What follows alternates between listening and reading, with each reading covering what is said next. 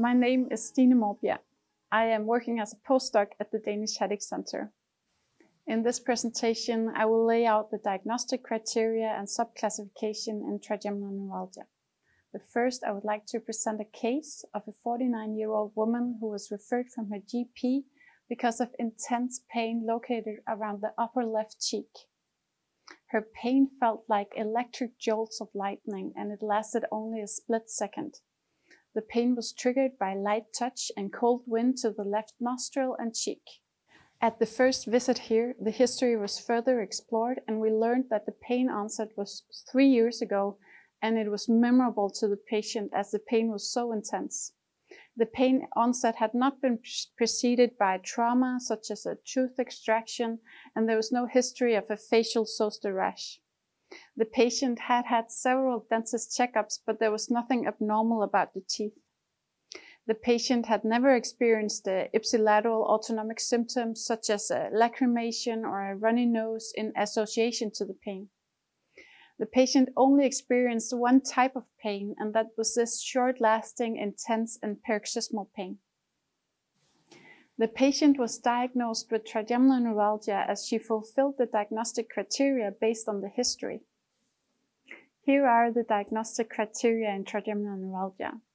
Trigeminal neuralgia is defined by recurrent paroxysms of unilateral pain in one or more distributions of the trigeminal nerve, with no radiation beyond the trigeminal distribution.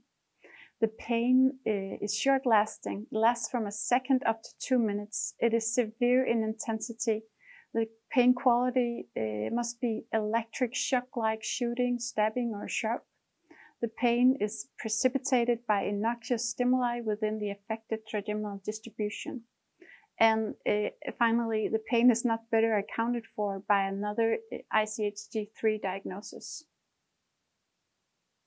That could be other causes, such as the pain is a consequence of a herpes zoster rash, that it is a post-traumatic neuropathy or a trigeminal autonomic headache, such as SUNC and SUNA. It could also be an odontogenic cause, such as a cracked tooth. That is not included in the ICHG3. An important change in the ICHG3 is that there must be trigger factors in order to set the diagnosis of trigeminal neuralgia. So as a part of a detailed history focusing on exploring each item of the diagnostic criteria, it is important to be familiar with the most common trigger factors and trigger areas. Most patients have several trigger factors, and the most common triggers are light touch, talking, chewing, toothbrushing, and washing the face. Here, I'll show you a picture of the most typical trigger areas in trigeminal neuralgia. As you can see, there are several both intra and extraoral trigger areas, the most common areas being the nasolabial area, the upper and lower lip, the chin, the cheek, and the alveolar gingiva. For subclassification, the patient from our case was then referred to an MRI to visualize a potential neurovascular contact between the trigeminal nerve and a blood vessel, and to rule out secondary causes of pain. Here is the structure of the subclassification of trigeminal neuralgia. It is subclassified into either classical trigeminal neuralgia, where there is a neurovascular contact on the symptomatic side with morphological changes of the trigeminal nerve, or idiopathic trigeminal neuralgia, where there is either no neurovascular contact or a neurovascular contact without morphological changes of the nerve. Another important subgroup is secondary trigeminal neuralgia, where the disorder is caused by multiple sclerosis, a tumor in the prepontine angle, or other causes such as a brainstem stroke or an ectatic basilar artery.